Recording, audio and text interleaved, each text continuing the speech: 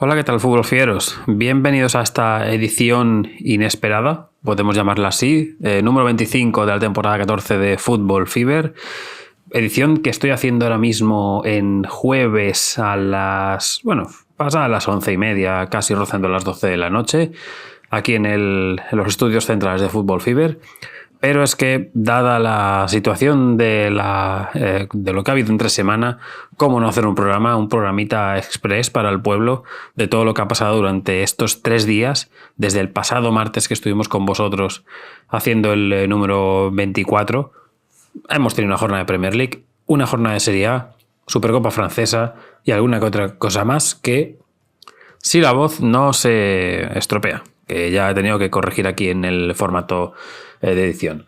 Pero bueno, un programa que va a ser más rápido, evidentemente, al estar aquí solo, pero en la que, como siempre decimos, agradecemos a toda la gente que nos apoya en las diferentes plataformas, ya sean de audio o de vídeo. Hoy no voy a hacer sección de comentarios, lo voy a dejar de cara al próximo lunes, cuando estemos todos. Así, todos los que escribáis en YouTube o en iVoox o en algún correo, si alguien quiere mandarnos algo, pues lo diremos todo de golpe.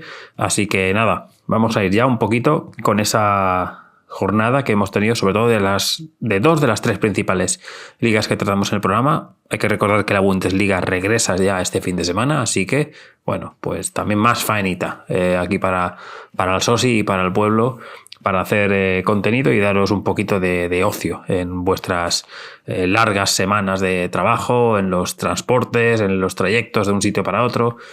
Eso siempre viene bien. Antes de ello, quiero recordar a la gente que tenemos jornada ya de Kit Tip ya disponible, así que no olvidéis hacer vuestros pronósticos, que arrancan, si no me equivoco, el próximo sábado con un partido de las 4 de la tarde. Creo que será el Sunderland visitando al Everton, que bueno, también hay que hablar de estos conjuntos durante este episodio. Pues nada, vamos ya al contenido, en este caso habitual. No hay Copa de África en ese aspecto, porque cuando estamos haciendo esto todavía no se han disputado los partidos de cuartos de final, así que lo dejamos para el lunes de nuevo. Así que nos vamos directamente al formato de Premier League. Vamos por el final, regresamos por el principio, y me explico.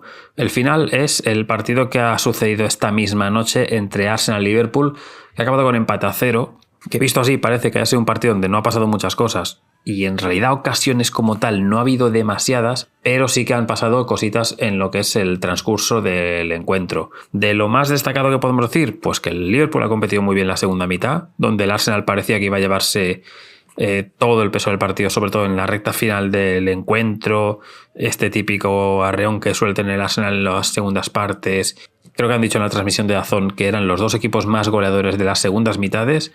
Bueno, pues mira, nos hemos comido un 0-0. Creo que el Liverpool ha roto la racha, creo que eran 36 partidos consecutivos del Arsenal anotando gol. Y el Arsenal llevaba 7 partidos consecutivos, creo que eran 7 u 8, pero diré que son 7, ganando como local. Bueno, pues el Liverpool de Arne Slot ha logrado, digamos, romper esta racha positiva del Arsenal, que con el resto de resultados que luego comentaremos, que algunos ya lo sabréis, pues bueno, tampoco ha sido tan dramático el dejarse puntos en el Emirates. Un Emirates, por cierto, que estaba diluviando prácticamente el inicio del partido. Ha seguido lloviendo durante el resto del encuentro, pero luego principalmente se ha podido disputar el partido de manera normal. Al principio el balón iba muy rápido porque estaba lloviendo todavía más. Hacía un poco la épica, ¿no?, de clima británico. De lo más destacado de la primera mitad es una acción donde no se entienden Saliba y David Raya, y le da el pase el central al portero que está en salida y la logra tocar para intentar despejar, y a partir de ahí es cuando le llega el balón a Conor Bradley, que le pega desde fuera del área en plan casi de vaselina, y le pega en el larguero para que luego la acción pues quede en ese peligro de podía haberse llevado el Arsenal aquí un disgusto con un error de uno de sus centrales. Recordemos que Gabriel había hecho uno en la jornada anterior, así que bueno, quedó en un susto más que nada para los Gunners. Y a raíz de eso tampoco vimos grandes acciones de Alisson. Sí que tiene una parada sobre Declan Rice en un intento de volea que le pega el jugador inglés como puede, porque le cae demasiado alto el balón para rematar. Pero más allá de eso, el partido no tiene grandes intervenciones de los porteros. Tenía más posesión el Arsenal en este tramo de primera parte, Pero es eso, que el susto yo creo que calmó un poquito ese tramo del partido. Y en lo que es la segunda mitad es cuando cambia un poco la dinámica. Primero hay que ver esa lesión que tiene Hincapié, que es, bueno, hay una acción donde estaba hablando con Arteta, parecía más bien una acción de estrategia que estaban tramando y parece que le estaba diciendo el jugador ecuatoriano, Mister, me he lesionado porque es que al minuto es cuando entra Luis Skelly por el jugador ex del Leverkusen. Y el resto del partido es cuando empieza con el Liverpool, con la presión alta que había hecho el Arsenal, empieza a presionar sobre todo la salida de balón del Arsenal.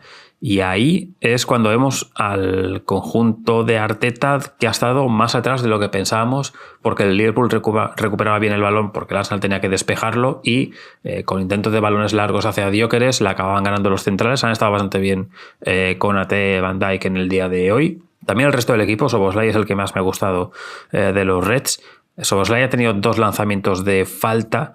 Uno se parecía muchísimo a aquel mítico gol del 1-0 en la primera vuelta, pero lo ha enviado a tomar por saco, básicamente. El segundo sí que ha estado más cerca y la ha enviado por encima del larguero de David Raya. Y luego lo que hemos tenido así ha sido un par de llegadas de cada conjunto. Y al final lo que hemos tenido es un poquito de trifulca por una pelea de balón que tienen Bradley con Martinelli, pero Bradley hace un mal apoyo, se queda dolido en el suelo y Martinelli lo que hace es lo aparta porque está pegado a la línea de cal cuando el jugador acaba marchándose con la camilla lesionado y que obviamente pues sus compañeros lo van a defender. Es un gesto feo por parte de Martinelli que yo creo que no entiende la gravedad de la lesión de Bradley, que realmente sí que se ha hecho daño, si no es que esté fingiendo en el lado de la banda y demás, pero bueno, queda más en nada en anécdota. Y hay una ocasión final por parte de Gabriel Magalhães en un córner, esto no sorprende a nadie, donde prácticamente se estorban los dos Gabrieles, se estorba Gabriel Jesús con Gabriel Magalhães en el segundo palo y se va rozando la parte lateral de la red. Pero bueno, más allá de eso, es un partido donde el expected goals es bajito porque el Liverpool no ha tirado a puerta, ya que sabéis que el larguero no cuenta como lanzamiento a puerta. Han sido 8 disparos por 9 del Arsenal. Al final la posesión la gana el conjunto de Slot, 52-48, e incluso ha hecho más pases concretados en el resto del partido. Es decir, eso habla de la buena primera mitad que había hecho el Arsenal, pero la segunda buena mitad que ha hecho el conjunto del Liverpool, que, como decimos, es su tercer empate de manera consecutiva y el Arsenal, como he dicho antes, tampoco tiene que ver esto como un mal resultado. Es verdad que esté en tu casa, pero dado las circunstancias del resto de rivales en los resultados y dado que el Liverpool tampoco es un don nadie en esta Premier League, aunque no esté en la mejor etapa en esos últimos meses, pues hombre, no es un mal resultado del todo. Tras este empate comentamos, y ahora es cuando vuelvo al inicio de la jornada, el triunfo del Nottingham Forest en el partido del martes. Estuvimos en el anterior episodio con el partido ya comenzado y si alguno ya lo escuchó y lo recuerda, os dije, mira chapa, acaba de marcar, bueno no, en realidad lo dijo él, acaba de marcar el West Ham. Y entonces vimos la acción, la comentamos aquí, hasta me dijo que lo narrara el bueno de Chapa, que no ha tenido muy buena semana precisamente el pobre en cuanto a resultados de los equipos y no ha empezado el año muy fino, pero bueno. Se adelantaba el West Ham en este partido del abismo de la parte del descenso, un West Ham que... Voy un poco al inicio. Un West Ham que empezaba el partido con Tati y Castellanos de titular, que volvía a Paquetá. Hay una buena parada de Orla sobre Nico Williams. Recuerda que se dice Nico, aunque se escriba Neco. Tras un córner en el minuto 13 llega el 1-0, el gol de Murillo en propia portería, que la peina Souček y la desvía el central brasileño. Y lo que tenemos después es un larguero de Hudson-Odoi, un gol anulado por fuera de juego a Summerville al inicio de la segunda mitad, y aquí cambia la película con el empate de Nico Domínguez en el 55 en otro córner, donde peina el balón de una manera un tanto extraña, pero que no la llega a despejar Kyle Walker-Peters. Kyle Walker-Peters es el más pequeño del equipo seguramente junto a Summerville y es el que está bajo el larguero. No sé si eso es lo mejor en cuanto a la estrategia, pero bueno, como digo, 1-1. Sale sustituido Paquetá, que no sé si es por molestias, por decisión técnica, pero aquí me sorprende. Debuta Pablo Felipe, el jugador que llega desde Portugal. Precisamente es él quien hace una falta y de ahí, en esa falta, hay un golpe al querer despejar de Areola sobre Gibbs White, un golpe cuando ya el balón prácticamente había pasado. Se va al VAR, se decreta penalti, transforma Gibbs White en el 89 el 1-2, la cara en 1. Que lo veis, el plano de la televisión era un poema, el pobre Espíritu Santo ahí con la cara de sufrimiento. Y son 10 partidos sin ganar del West Ham, 0 clean sheets desde que está Nuno, y de los peores expected goals, goles concedidos y tiros a puerta desde la llegada del técnico portugués a los Hammers. Y para el Nottingham Forest, ¿qué vamos a deciros? Porque alarga la distancia respecto al descenso. En el resto de la jornada, mucha locura. Tuvimos desde empates a victorias inesperadas, victorias, goles en los últimos minutos, así que vamos un poquito a ello. Newcastle 4, Leeds 3, partido súper entretenido, recomendable para que la gente, si no lo ha visto, se pase un buen ratito. Obviamente, sabiendo el resultado, a algunos se lo pasará mejor, como el bueno de Pepe, al que le mandamos un saludo. Hubo un mensaje de apoyo del club para Kevin Keegan, King Kev, que fue diagnosticado con cáncer y estaba en el hospital por esos momentos. En cuanto a las alineaciones, volvieron al 11 Voltemade, por un lado, Joe Rodon y Ampadu por la parte del Leeds. Luis Miley sigue jugando el lateral derecho, es lo que hay por ahora, aunque Livramento volvió de cara en la segunda mitad. En el minuto 32 llega el 0-1, gol de Brendan Aronson, segundo partido consecutivo con gol, en este caso desde la frontal, tras una pérdida de Malik Joe, incomprensible.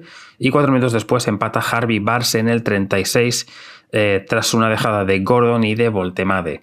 El Newcastle tiene un poste, pero una mano de Tio, que la verdad es que vaya partidito, fue penalti y lo transforma Calvert-Lewin para hacer en el 45+5 el 1-2. Sexta vez que anota en St. James's Park y ya lleva 8 goles en los últimos 9 partidos.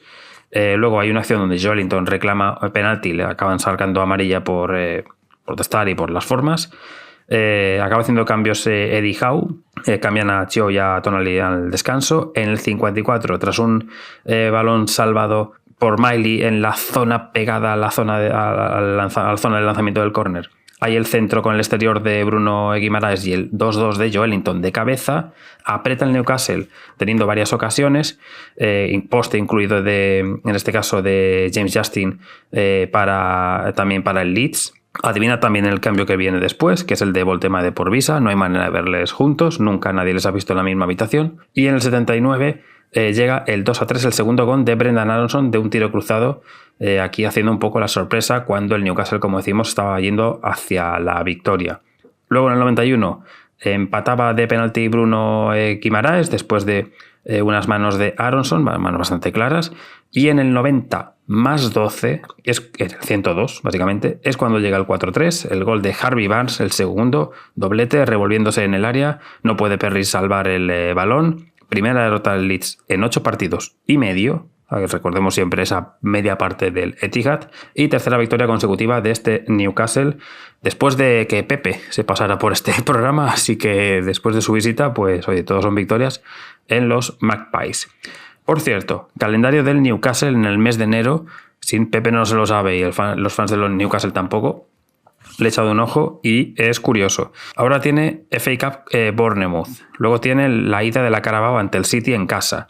Luego los Wolves fuera, PSV Eindhoven en Champions, Aston Villa, Paris Saint-Germain fuera y Liverpool en Anfield. O sea que en los prácticamente el resto de días que quedan del mes tiene toda esta cantidad de partidos. Luego tuvimos el empate entre Manchester City y Brighton. Después de las lesiones de Rubén Díaz, que estará unas 5 o 6 semanas fuera, y de Josko Gvardiol unos 4 o 5 meses, quien jugó titular fue el jugador de 20 años de la cantera, Max Allien, acompañando a Husanov en la zaga, que por cierto le llaman de estar cedido en el Watford, por lo que tengo entendido. Donnarumma salva el 0-1 de un reincorporado Pascal Gross al Brighton. Y también una ocasión de Kadioglu. El Brighton iba encontrando espacio, sobre todo en balones largos, después de salir de la presión del City en ataque. Pero es Haaland quien en el 41 anotaba el 1-0 después de un penalti de Diego Gómez sobre Jeremy Doku, que lo provoca el jugador belga. Luego el Brighton se salva del segundo y en la segunda mitad hay un poste de Bernardo Silva tras un error de Ayari en una entrega. Empata Mitoma en el minuto 60 con un tiro raso desde la frontal. Falla Diego Gómez el 1-2, en este caso en un mal remate aquí del jugador del Brighton. Saltan también a jugar Rodri y Cherki, que habían sido suplentes en este partido. Y luego Kadioglu y Verbruggen son los que salvan el 2-1 de Haaland después de dos intervenciones diferentes. Cherki tiene la última para haber ganado el City, pero se vuelve a dejar puntos el conjunto de Guardiola en otro de los empates de las últimas fechas. Y también tuvimos, sobre todo ese tramo de horas, el 3-2 del Bournemouth sobre el Tottenham. Era un partido donde ya desde bien inicio se enfocaba todas las cámaras, todos los primeros planos eran para Antoine Semenyo, más allá de que era su cumpleaños, así que felicidades para Antoine por cumplir un añito más, creo que son 26. Pero más allá de eso, porque está la rumorología de que prácticamente lo tenía hecho con el Manchester City. Bueno, a fecha de las 12:10 de la noche de este momento, yo no tengo constancia de que eso sea oficial. Si luego lo es durante el resto del fin de semana, pues quién sabe. Pero se está hablando muchísimo durante el resto del partido. Hay que decir que fallecieron Martin Chivers, jugador del Southampton y del Tottenham, 165 partidos, 96 goles con los Saints, 278 partidos, 118 goles con los Spurs en los años 60 y 70, y que durante la emisión del programa, o horas antes de la emisión del programa, también falleció Terry Yorath, jugador galés, ex del Leeds, 141 partidos en los 70, y de los Spurs a la edad de 75 años. Chivers falleció a los 80. Bueno, lo que decíamos, muchas cámaras enfocando a Semenyo como protagonista posible del partido. Luego ya vimos que sí, haciendo un poco el spoiler. Hay que decir que Xavi Simons volvía después de la sanción. Un partido muy entretenido, también muy recomendable de ver, igual que el del Newcastle. Matista en el minuto 5 hacía el 0-1 de un tiro cruzado raso, que se puede haber hecho más Petrovic en la acción del gol. Empata Evanilson en el 22, en remate cabeza centro de Tavernier. Después hay una ocasión de Verbal que se va por encima del larguero y remonta el Bournemouth con un gol de Kruppi rematando en área pequeña en el 36. Luego ya en el inicio de la segunda mitad se lesiona Verbal, vamos a ver para cuánto tiene, porque venía de recuperarse también y vuelve a caer el jugador sueco. Richarlison tiene un cabezazo al poste, Richarlison saliendo desde el banquillo. Hay una arrancada de Van de Ven donde se va, no es que se vaya de medio equipo, pero se va desde bien lejos de la persecución de varios jugadores y fuerza un penalti que desde el VAR se rectifica que no. Lo que Van de Ven pide no es el penalti de Hill, sino que le toca a Brooks. Lo emiten varias veces la repetición y me deja cierta duda. Yo creo que no es, pero Van de Ven lo tiene muy claro, le sacan la amarilla por protestar. Y lo que llega después es casi un autogol de Scott. Y luego hay una chilena inesperada en el 78 de João Palhinha, probablemente, podemos decir que casi después de Vicario, el jugador más inesperado que te puede hacer una chilena. Pues nada, el jugador portugués 2-2 en el 78. Hay un paradón de Petrovic sobre Van de Ven y luego el Tottenham volcado hacia arriba en una transición. Hay una pérdida de Spence y después de ahí llega el 3-2 del héroe de Antoine Semenyo en el 95 para acabar con la racha de 11 partidos sin ganar de los Cherries de Iraola. Es un partido que puede ganar cualquiera y luego vienen un poco las polémicas. Primero todo, antes del partido se ve a Thomas Frank tomando una especie de café o un agua, no sé exactamente el qué. Antes del partido, ese vasito tenía el logo del Arsenal. Podemos buscar si eso ha sido algo fake, algo de la inteligencia artificial. No, porque Thomas Frank ha dicho que no sabía que el vaso era del Arsenal, sino no sería tan estúpido de beber sabiendo que es entrenador del Tottenham. Lo que no sé es cómo ha llegado ese vaso allí. Eso ya es otro cantar. Luego Van de Ven, después del partido, se discute con algún aficionado en la zona donde están los fans Spurs en el estadio del Bournemouth, que le dice algo en plan de vamos fuera y nos pegamos, como si fuese eso un poco el colegio en otras épocas. Y va después Pedro Porro, también hay un poquillo ahí de discusión, no tan exagerado, pero también el que se lo lleva es, si no me equivoco, creo que es Vicario, se lo lleva un poco para apaciguar.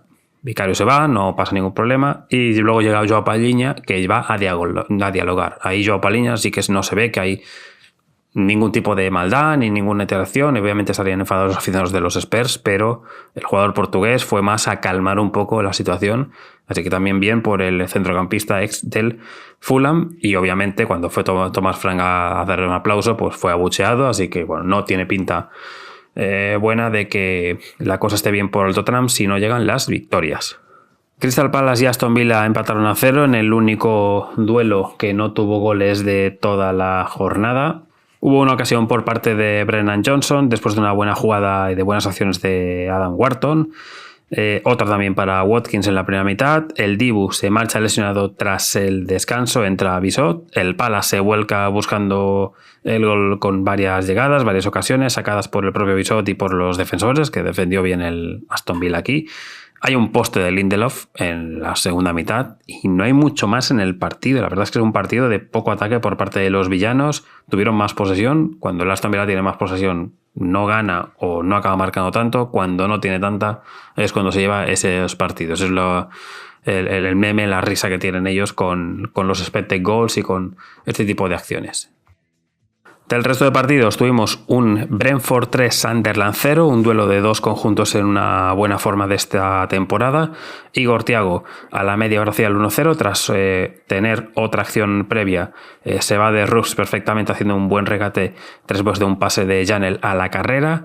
Luis Potter tiró una falta al larguero. Mejor arranque de la segunda mitad por parte del Sunderland con una ocasión de Alderete y un penalti de Enzo Lefe que lo tira Loca Panenka, y teniendo en cuenta que vas 1-0, hacer un Panenka fuera de casa, pues si por encima Kelleher se queda quieto, pues esto va a quedar en la pifia de la semana prácticamente.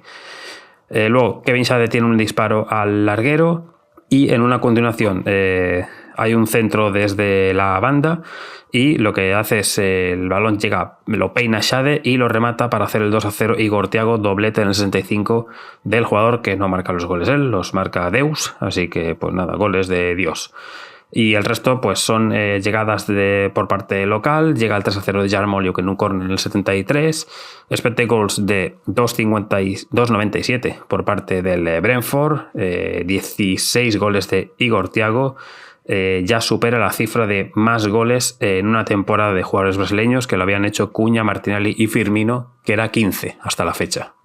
De goles en una temporada, me refiero. Obviamente le quedan para superar la cifra de Firmino, por ejemplo. Por otro lado, tuvimos el empate entre Everton y Wolves 1-1. Debut de titular de Harrison Armstrong por parte de los Toffees. Los Wolves con el mismo 11 que hicieron ante el West Ham.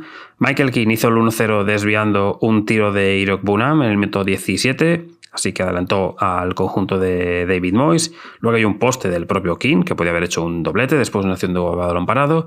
Y en la segunda mitad lo empataba Mateus Mané en el 69 a pase de Jorgen Strand Larsen, que era prácticamente el primer balón que tocaba, si no era el primero sería el segundo, porque había salido justo un minuto antes. Buena definición aquí del canterano. Es el más joven en marcar en 2 partidos consecutivos para los Wolves en la Premier League. Y después, lo curioso del partido. Michael Keane ve la tarjeta roja por agarrar de las trenzas a Toru Alokodale en una acción de un salto. No sé qué hace Michael Keane pegándole el tirón.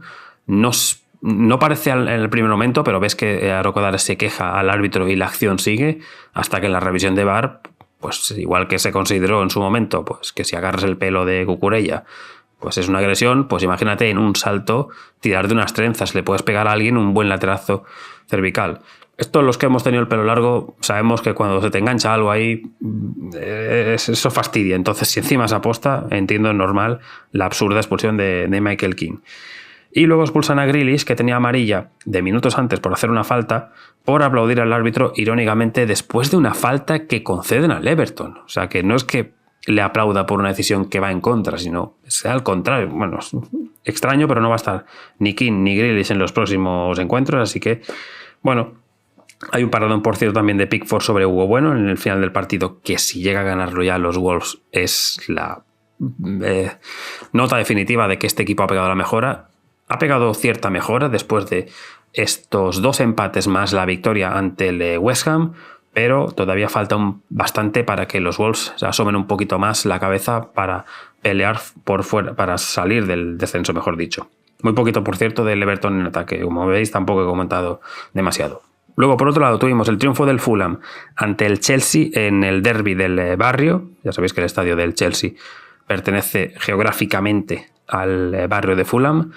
Liam Rossenior, el ex técnico del Strasbourg, no estaba todavía, estaba en la grada, tomará cargo a partir del próximo fin de semana en la FA Cup. Así que Colin McFarlane es quien estuvo un día más en el banquillo y rompió en este caso de manera negativa su cifra de un partido o un empate. Ahora es un partido, una derrota por el 2-1 del Fulham. Marco Silva se plantó con un 3-4-2-1. 6 cambios del Chelsea respecto al 11 del Manchester City. Volvieron gente como Cucurella, Robert Sánchez o Caicedo.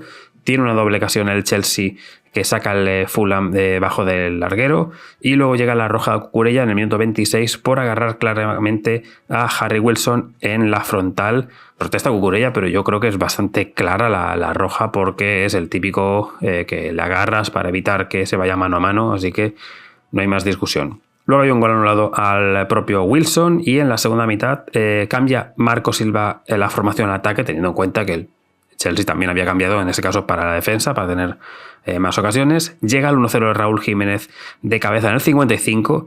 La celebración es la leche, es una que yo he visto en su momento en el FIFA, que es como si un salmón se tira ahí al suelo. El costalazo es guapo, el costalazo que se pega el jugador mexicano es de, como caigas mal igual, el moratón lo tienes por ahí, pero es muy gracioso la celebración del mexicano. Estoy imaginándome a Carlos Alberto diciendo, es que tenía que marcar Raúl Jiménez de esta manera al Chelsea siendo mexicano y yo de los Blues, pero bueno, así es la vida. Bueno, miradla porque es muy divertida esa celebración. Hay ocasiones para Kevin y para Liam Delap, que es precisamente el ex canterano del Manchester City, el que empata el partido en el 72 después de un balón al poste que había en un córner, y el Fulham se vuelca en el resto del partido, acaba teniendo ocasiones hasta que llega en el 81 el 2-1, séptimo gol de Harry Wilson, superando en registro de goles de temporada lo que había hecho hasta ahora siempre en Premier League. Ya lleva 7 goles. Gol con la diestra, además, que no es el típico golito con la zurda de Harry Wilson. Y el Fulham con esto pues son 6 partidos invicto. El Chelsea 3 puntos de los últimos 15 y es la séptima roja que tiene el Chelsea esta temporada en todas las competiciones. Y acabamos con el empate a 2 entre el Burnley y el Manchester United. Un partido que llega tras la salida, como ya sabéis, de Rubén Amorim, ya lo explicamos. Era el debut de Darren Fletcher como técnico interino y de momento va a estar Darren Fletcher hasta nueva noticia. Volvía Bruno Fernández de la lesión. 4-2-3-1 es la formación que implantó Fletcher en este partido. Ya jugó Aníbal Mejri después de haber estado en la Copa de África para los Clarets y es precisamente él quien da el pase a Bashir Humphries, quien mete el centro para el desvío, en este caso del joven Heaven, el central del United, que hace su autogol en el minuto 13 para hacer el 1-0 para los locales. Luego Humphries salva el empate precisamente en un remate de Mateus Cunha. Hay un gol anulado al Licha Martínez por una falta previa. Y Dubravka y Steph salvan el empate. Es decir, aquí achuchaba el Manchester United a la portería del Burnley. Pero al inicio de la segunda mitad llega el gol de Benjamin Sesko, que iguala el minuto 50 de partido después de un pase de Bruno. Es un buen remate el jugador esloveno. Hay un poste del propio Bruno Fernández también. Luego una ocasión de Heaven que tiene el empate. Y lo que llega 10 minutos después de ese 1-0, del 1-1, llega el 1-2 por parte de Benjamin Sesko de nuevo. Doblete del jugador esloveno. Buen remate. Hay que decir, muy buen remate de primeras con el interior casi desde el otro costado. Es difícil que te salga así, pero es un buen remate. Y asistencia en este caso de Dorgu.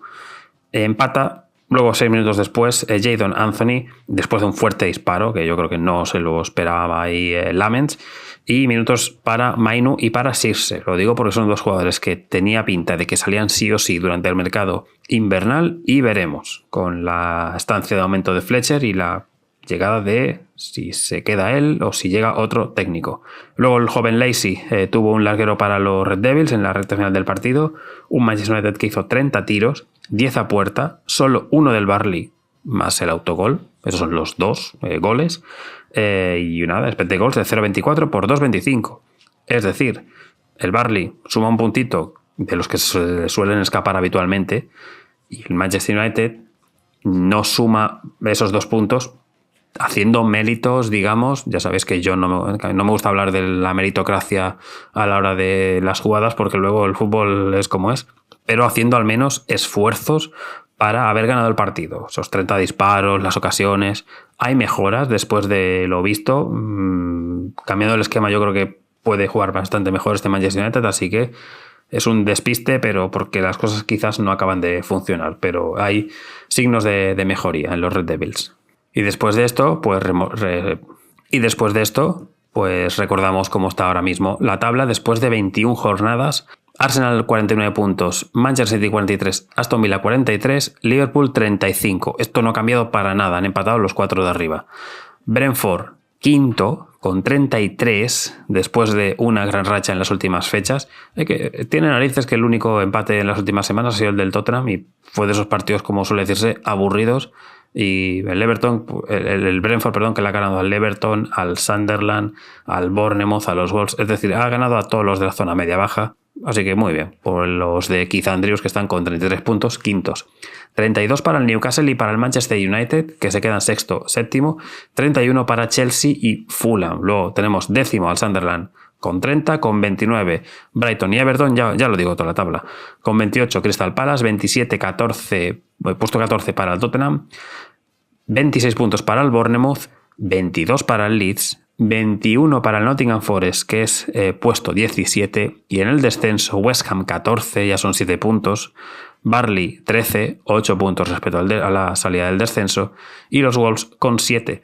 Teniendo esta mejora los Wolves, es curioso que ahora están todavía más lejos de la zona del descenso, así que pues nada, esto es un poquito el repaso de lo que hemos tenido de esta jornada intersemanal de Premier League, súper intensa, súper curiosa, con un montón de cosas patente en cada partido. Así que nada, no digo la próxima semana de Premier League porque es la semana de los días de 17, 18 y 19. Ya sabéis que ahora hay FA Cup este próximo fin de semana, pero únicamente dejar el aliciente. Chapa, tendremos un Tottenham West Ham, que ya veremos cómo están las cosas. El Manchester United y el City se enfrentan en el partido que abrirá la jornada en sábado, y por otro lado, pues el Arsenal visita al Forest, el Aston Villa, recibe al Everton, y el City, como hemos dicho, el otro de los candidatos, visita ese partido en Old Trafford, que tenemos bastantes ganas. Qué pena que tengamos también un poquito de FA Cup por medio, pero nos apetecería muchísimo ahora mismo ese duelo entre los equipos mancunianos.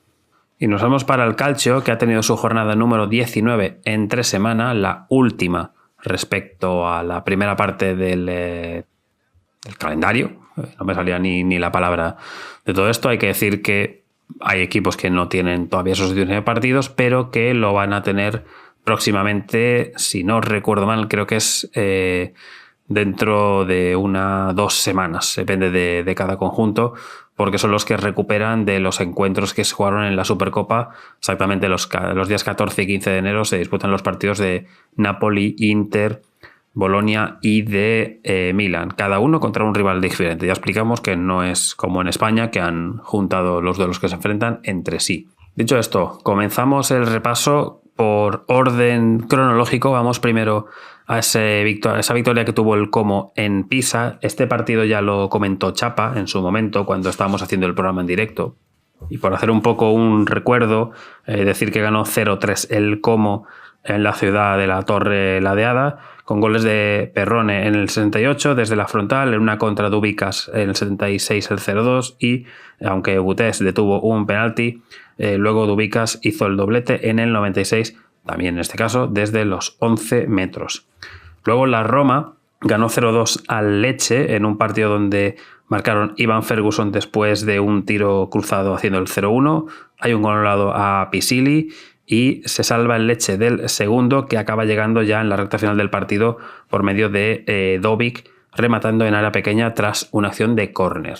Bueno, en la recta final del partido precisamente no, porque Dovic entra en la segunda mitad para una media hora más o menos y acaba marcando en el 71. Y hay que decir que debutó Alessandro Romano, jugador suizo, para la Roma. O sea, no todo entra en toda la concordancia como explicamos con el jugador banda que juega en la banda y que saca de banda. Tras este triunfo de la Roma, tuvimos la victoria de la Juve 0-3 también, en este caso en campo del Sassuolo. Es curioso, 3 partidos de ese martes acabaron con 3 victorias visitantes y ningún gol de los equipos de local. Como digo, 0-3 de la Juve, que tuvo muchas llegadas en el primer tramo. Acabó Muharemovic haciendo en un desvío en el minuto 15 un centro de Kalulu para hacer el 0-1. Tiene llegadas, como digo, la Juve para el segundo, que acaba llegando después de un gol de Miretti en el 62 a la carrera con un tiro cruzado, y luego Jonathan David hacía el 0-3 marchándose de Muric, y bueno, hay que decir que tiene una doble parada Di Gregorio en la parte final del partido por parte de ataques del Sassuolo, pero poco sufrió, digamos, la Juve en este encuentro. Probablemente quien lo haya visto en directo me lo dirá mejor, pero será de los partidos con más solvencia por parte de la Juve desde la llegada de Spalletti. En los partidos del miércoles tuvimos el turno de las 6:30, donde tuvimos 2 encuentros y uno de ellos nos dejó un resultado sorpresa, que fue el empate del Napoli en el Maradona en casa ante el Hellas Verona, un conjunto que Chava me estaba mandando antes un audio explicando un poco el pobre, su frustración también de sus equipos, pues este partido, ¿no? Que hace el Napoli un poco el tonto en algún que otro tramo del partido y aquí le acaba costando, pues de cara a que no acaban remontando, y eso que hicieron 4 goles, pero solo valieron 2. En el 17, de tacón, Frese llegando al área pequeña tras un centro fuerte de Niasse hace el 0-1. Luego, bajo la lluvia de la ciudad partenopea, llegaba un penalti por balón que da en el brazo de Buongiorno y acaba transformando Guy Forban para hacer el 0-2 en el minuto 27, 2 goles antes de esa media hora, donde ya en la segunda mitad recortaba McTominay en el 54, gol de cabeza, sale mal ahí el portero a despejar el balón y ahí el remate del escocés pues se cuela primero. Lo empata Højlund, pero se anula por mano. Vuelve a marcar McTominay, pero también es otro gol anulado, y luego ya sí que en el 81 el que llega es el gol de Di Lorenzo, rematando un centro desde el costado derecho, y nada, no le da tiempo al Napoli de remontar el partido. Sí que rescata al menos un punto, pero quién sabe si es insuficiente. No sabemos si luego se acordará al final de temporada, pero este pinchazo, si no recuerdo mal, esto me lo dirá Chapa, pero me suena que el Hellas Verona de vez en cuando le moja un poquito la oreja al conjunto napolitano. A la misma hora, otro triunfo visitante, en este caso el triunfo del Atalanta 0-2 en campo del Bolonia, con doblete de Kristovic. El primero llegaba rematando de primeras una acción de Ketelar en el minuto 36 de partido, y el doblete llegaba para el jugador de ex del Lecce en el 59 con la zurda. Luego Rabaglia tiene una buena parada evitando el tercer tanto de Ketelar. Santiago Castro había sido suplente, interviene poquito en ese tramo de partido, porque al final Bolonia lo que tiene durante el encuentro son tímidas llegadas. Básicamente hasta la parte final no se ve prácticamente lucir a Carnesecchi, que sí que tiene alguna que otra buena intervención interesante, pero durante el resto del partido cómoda la Atalanta de Paladino. Y nada, buen triunfo aquí del Atalanta, que como decíamos viene recuperándose en las últimas fechas ante un Bolonia que le supera precisamente la DEA al conjunto de Vincenzo Italiano en la tabla. Y en el tramo de las 9 menos cuarto tuvimos 3 encuentros. Uno de ellos fue el triunfo de Udinese, otra victoria fuera de casa, en este caso en campo del Torino, en un partido donde hay previa una nevada en la ciudad de Turín y se ve la nieve alrededor un poco del estadio, la zona de la banda, esto que siempre nos gusta recordar. Hay un anulado a Keenan Davis por parte de Udinese por una mano, balón que le da más bien en el brazo. Es curioso la rectificación porque el árbitro anuncia que el gol, que el jugador no está en fuera de juego, pero a la vez dice que como es mano, pues es un poco concedo el gol, pero ya no. Así que nada, seguía ese 0-0, salvaba Okoye un remate de Casadei para hacer el 1-0 del Torino, y Udinese lo que tiene es alguna que otra llegada más en la primera mitad, y luego en la segunda llega el 0-1 por parte de Zaniolo, que había tenido una precisamente en la primera, y en una acción muy parecida remata un pase raso por parte de Zanioli desde la banda. Luego Alberto Paleari, el portero local, salva una acción, pero luego llega el 0-2 de Ekkelenkamp en una acción donde van portero defensa y atacante al balón, y la picadita de los tres la pegan entre sí, pero la picadita, y luego además llega para remachar Ekelenkam otra vez para hacer, como decimos, ese 0-2 en el 82. Casadei logra el gol del honor de los locales de cabeza en el 87, pero no le da tiempo al Toro de sacar un punto. Así que en este caso, pues siempre decimos la de cal, la de arena, tocó la de arena en este caso, y triunfo de Udinese en Turín. También tuvimos el empate a 2 entre Lazio y Fiorentina en la capital romana, en un partido donde no hay demasiada acción en la primera mitad y donde los goles llegan en la segunda, en una combinación de Cataldi en el minuto 52 con Matías Vecino. Logran el 1-0, lo empata en 4 minutos la Fiorentina. Es un gran pase de Fagioli por encima de la defensa para Gosens, que con la zurda empata. Luego De Gea y Pongracic salvan el 2-1 por parte de doble remate seguido de la Lazio. Y al final lo que hay es un penalti de Mario Gila sobre Albert Gudmundsson. Penalti que es ligero, que parece que no, parece que es piscinazo, pero hay un ligero toque del defensa que hace que haya contacto. Transforma Gudmundsson el mismo haciendo el 1-2 en el minuto 89. Hay que decir que casi la para Provedel, o sea, acierta, le da con la mano, pero se va para adentro igual. Y 3 minutos después, o mejor dicho, 6 minutos después, hay otro penalti, en este caso de Comuzzo sobre Sacagni, que acaba empatando Pedro Rodríguez ante David De Gea, para que, como decimos, en el 95 la Lazio rescate un punto. Pero, lo venimos diciendo semanas atrás, esto es insuficiente para las aspiraciones de la Lazio respecto a Europa, porque sigue en este caso de novena. No es que esté exageradamente lejos, pero el resto de rivales sí que están ganando los partidos y se le va la plaza europea al conjunto de Sarri. Y para la Fiorentina, pues qué os voy a contar. Iba ganando en el minuto 89 1-2, remontando el partido en campo de la Lazio, y se acaba yendo solamente con un punto. Es otro traspiés más, después de haber ganado aquel partido ante la Cremonese de manera en los últimos minutos, pero aquí se le escapa. Podía haber salido, no el descenso, pero sí que haberse acercado a un puntito únicamente a la salvación si hubiesen ganado. Y para cerrar ese tramo de miércoles tuvimos el triunfo del Inter 0-2 fuera de casa en campo del Parma. Otro triunfo visitante en esta jornada. Era la visita del líder al Ennio Tardini ante el equipo de Carlos Cuesta. Volvía Cristian Chivu al equipo que estuvo dirigiendo en la temporada anterior. Un Inter con rotaciones, teniendo en cuenta que el fin de semana tiene duelo ante el Napoli y que había tenido, obviamente, como todos los equipos, jornada la anterior, 3 días antes, así que pues un poco a rotar. No estaba Bastoni, ni Thuram, ni Varela de titulares. Un partido con... al principio pensábamos que era Humareda, pero luego era más bien la propia niebla de la zona, porque un ratito vale, pero el resto del partido había tramos donde prácticamente costaba ver el balón. Estuve viendo el partido íntegro en directo y había momentos donde el lado, digamos, opuesto donde está la cámara costaba. El balón, recordemos que estaba anaranjado y Chapa ya explicó de que iba a dejar de usarse ese tipo de balón, pero había momentos donde no distinguías casi ni a los jugadores. Pero bueno, el partido tiene un paradón de Corvi, que es uno de los protagonistas del partido, que no se solvente antes de cara al Inter.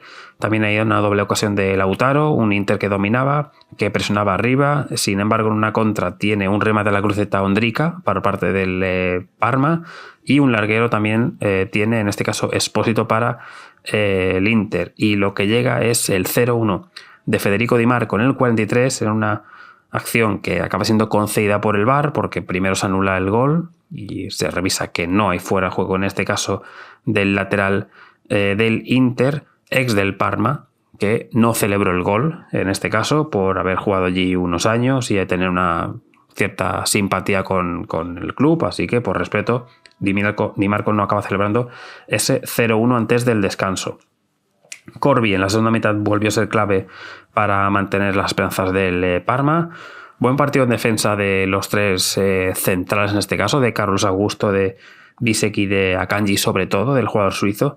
Y al final lo que llega es una ocasión donde ya en los minutos finales, después de varias llegadas del Inter y algunos que otros cambios por descanso, Boni se le anula un gol a al jugador ex del Parma por unas manos previas de Thuram, que es precisamente Thuram quien solventa el partido ya en el 98, porque el partido tenía un alargue, el alargue, valga la redundancia, se alarga más por esa revisión del gol que acaban anulando, y en la siguiente acción con el Parma con el 0-1 saliendo con todos al ataque, un poco ahí defensa desprevenida, pues Thuram logra el 0-2. Con esto pues el Inter es más líder por los resultados que se han ido dando durante el resto de esta jornada. Y en la jornada de jueves tuvimos dos partidos. El primero de ellos es un empate a 2 entre Cremonese y Cagliari. Se adelanta la Cremonese con un gol de Dennis Johnson, que es provocado básicamente por la pelea de Bardi por un balón. Se lo gana el defensa, casi fuerza el penalti del portero y el balón le cae a Johnson, que con la derecha pues bate la portería para hacer el 1-0, y muy poquito después Jamie Vardy recibió un pase ahí donde el defensa no acaba de despejar y haciendo el segundo no lo puede tapar el portero del Cagliari, Caprile, así que 2-0, y en la segunda mitad es cuando esto lo empata el conjunto isleño con los goles de Adopo con la zurda, recibiendo prácticamente desde la frontal un balón a espaldas de un compañero de Borelli. Hay un gol anulado también para Sebastiano Espósito por fuera de juego, una acción donde viene todo de un error grave en defensa de la Cremonese.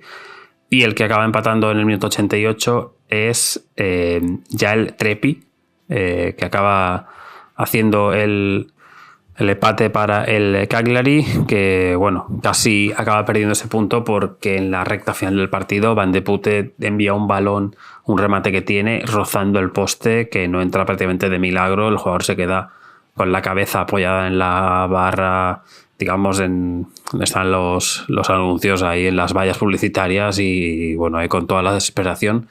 Así que 2-2 en este caso en Cremona.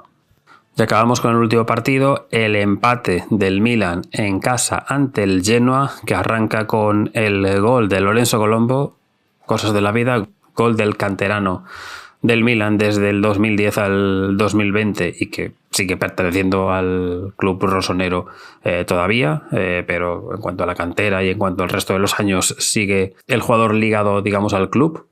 Así que 0-1, extensión en este caso de Malinowski. Luego una ocasión por parte de Leao salvada por el portero del Genoa, por Leali, y en el rechace de repente se resbala Tomori, que no puede alcanzar el remate de manera clara.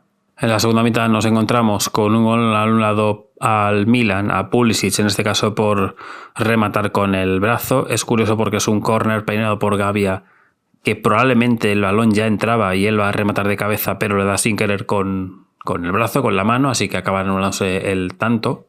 Lo acaba empatando Rafa Leao en el 91 después de varias acciones de mérito de Leali, salvando el empate en ese caso de manera previa, pero como digo, empata Leao, y el Genoa tiene un penalti al final en los últimos 2 minutos antes del final, después de una carrera por banda que se acaba pitando penalti en este caso de Bartesaghi, que yo creo que es más bien un penalti entre dos jugadores sobre un jugador del Genoa, y el penalti lo lanza Stanchu alto, se va arriba, por cierto se va Tomori a celebrarlo, la típica de en la cara del rival, que es una cosa que a mí particularmente no soy muy ni de que hagan eso, ni los míos, ni que me lo hagan a mí, pero bueno, eso ya son cosas de las emociones del partido. Y nada, y ahí se queda. El Milan desaprovecha otro partido, en este caso en casa. Siempre hemos dicho que les cuesta mucho a los rosonero el jugar contra rivales de la zona baja, y en este caso pues vuelven a desperdiciar, bueno, no una ventaja porque iban perdiendo, pero a dejarse puntos ante rivales que no son, digamos, de, entre comillas, de su liga. Así que con esto queda, tras 18 jornadas, la liga con Inter 42 puntos, le saca 3 al Milan, 39, 4 al Napoli, 38, y con 36 están Juve y Roma, aunque estos dos ya tienen las 19 jornadas disputadas porque no estaban en la Supercopa. Con 18 está el Como, con 18 partidos y 33 puntos está el Como, sexto, con 29 Atalanta, y luego 26 Bolonia, 25 Lazio y Udinese, 23 Sassuolo, Torino, 22 Cremonese, 19 Cagliari, 18 Parma, 17 Lecce, 16 Genoa fuera del descenso, con 13 Hellas Verona y Fiorentina en descenso, colista el Pisa con 12. En el caso de Italia sí que tenemos jornada este fin de semana, que tendremos el Como Bolonia, Udinese Pisa, Roma Sassuolo y Atalanta Torino para el sábado. No hay partido el viernes, por eso no lo digo. Y el domingo, Lecce Parma a las 12:30, a las 3 Fiore Milan, 6 de la tarde Verona Lazio, 9 menos cuarto, gran partido de la jornada, Inter Napoli, para que la complemente, el Genoa Cagliari y el Juve Cremonese en la jornada del lunes. Luego, por otro lado, tuvimos la final de la Supercopa francesa, un partido disputado en Kuwait, y dejo ahí el silencio para que cada uno piense lo que quiera. Y un partido donde acaba llevándoselo el Paris Saint-Germain en la tanda de penaltis, pero más allá de esto, el PSG es el que se adelanta en el marcador, no sin antes que hubiese un paradón de Chevalier, portero suplente. Las circunstancias que han pasado en París en los últimos meses han hecho que fuese suplente y acaba haciendo un paradón sobre Balerdi en una acción de un córner, pero el que se adelanta es el PSG con un gol de Dembélé después de una serie de despropósitos del Marsella en salida de balón, varios errores, y acaba con el tanto de Dembélé por encima de defensa y de la salida de Rulli, que es quien origina todo este caos. Luego hay ocasiones parejas de tanto en buenas paradas de Chevalier como de Rulli, y ocasiones tanto de Dembélé, de Timothy Weah, también hay otra de Greenwood que se va arriba. Bueno, un partido ahí que se empareja, por así decir. En la segunda mitad, después de un enorme Chevalier con varias paradas de mérito, casi hace el 2-0 el PSG en un contragolpe, doble parada aquí en este caso de Rulli. Bueno, más doble parada es parada más luego un fallo del rival de Joao Neves en el segundo remate. En esa misma acción lo que tenemos es un poste de Desiré Doué, y luego lo que hay es un penalti que comete el propio Chevalier sobre Greenwood, que acaba transformando el ex del Getafe y del Manchester United en el 75 para hacer el 1-1. Al 86 remonta el Olympique de Marseille después de un centro de banda izquierda que intenta despejar Pacho en compañía de un jugador del Marsella y se acaba introduciendo el balón en propia portería para hacer el 1-2 para el equipo de Roberto De Zerbi. Y cuando tiene el Olympique de Marseille para sentenciar ya en el descuento, un balón largo para Aubameyang, intenta hacer un recorte, se le acaban robando el balón justo antes del remate y llega la contra con el partido abiertísimo. Hay un balón de quarterback de Vitinha a la espalda de la defensa que acaba tocando Nuno Mendes de cabeza para que asista el recién salido Gonzalo Ramos, en este caso, que de primeras consigue el empate en el 94 de 96 para el 2-2 y llevar el partido a la tanda de penaltis. El pase no era Nuno Mendes, era a Barcola, que al final me ha engañado la posición, ahora estaba revisionándolo. Y en la tanda de penaltis comienza lanzando el conjunto parisino, marca Gonzalo Ramos, le detiene el penalti Chevalier a O'Reilly, mete el 2-0 en la tanda Vitinha y el segundo lanzamiento también se lo detiene Chevalier a Ahmed Traoré, así que luego Nuno Mendes hace el tercero, también Murillo pone el gol, en este caso del Marsella, y Doué sentencia y le da al PSG su 14ª Supercopa. 3 tiene únicamente el Olympique de Marseille con 4 finales perdidas, 14 tiene el PSG con 5 derrotas, digamos, en Supercopas, aunque hay que decir que el PSG prácticamente ha ganado casi todas las que ha disputado en las últimas fechas, salvo la del 2021, que la perdió ante el Lille. Y recordar en este caso que en Francia este fin de semana lo que tenemos es Coupe de France, entre ellas volvemos a tener un derbi parisino, no sé cuánto porrón de años habían estado, no sé si 60 y algo, no recuerdo, lo escuché en un podcast, años sin coincidir PSG y París FC en partidos, desde los años 70 o no sé exactamente qué época, sin disputar, y ahora de repente prácticamente en 2 semanas van a coincidir en partido de Liga y en partido de Coupe de France. Y para terminar, dos detalles. Recordamos que tendremos la Supercopa turca entre Galatasaray y Fenerbahce, ya recuerdo que la dijo Chapa. También tendremos obviamente lo de la Copa de África. Regresa la Bundesliga y os digo rápidamente el calendario del fin de semana. El viernes hay una Eintracht de Frankfurt, Borussia Dortmund, muy apetecible para el regreso de Bundesliga. Para el sábado, Friburgo contra Hamburgo, Heidenheim Colonia, Unión Berlín Mainz, Werder Bremen Hoffenheim y, atento Chapa, San Pauli Leipzig. Cuidado aquí que con el gafe si la continúa mala pinta. Y tendremos 6:30 Leverkusen Stuttgart, y para el domingo Gladbach Augsburg, y el líder, el Bayern, recibe al Wolfsburgo. Y el último apunte es comentar la tasa de la Liga, pues que ha tenido cosas bastante sorprendentes, porque estábamos contando el pasado episodio, no sé si os acordáis, que dijimos, está ganando el West Ham. Justo en el mismo minuto marca Sporting Club de Portugal y le dije, ostras Chapa, minuto de gloria. Bueno, pues acabó la noche con dolor, en este caso con malestar para nuestro compañero, porque Vitoria Guimaraes acabó remontando el partido. El gol que había marcado el colombiano Luis Suárez para hacer el 1-0 fue remontado con 2 goles en el descuento por medio de Aliún Endoye, doblete en el 92 y en el 111 de partido, y con eso el Sporting se quedó fuera de la tasa de la final de la tasa da Liga.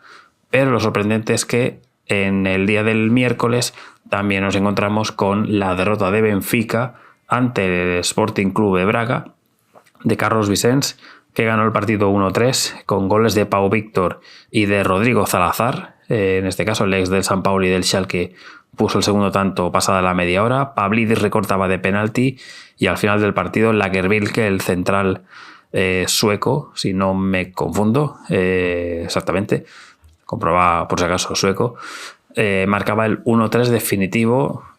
Noticia por ahí que he leído viral, que Mourinho mandaba a los jugadores del Benfica a dormir en la ciudad deportiva tras caer en la Copa.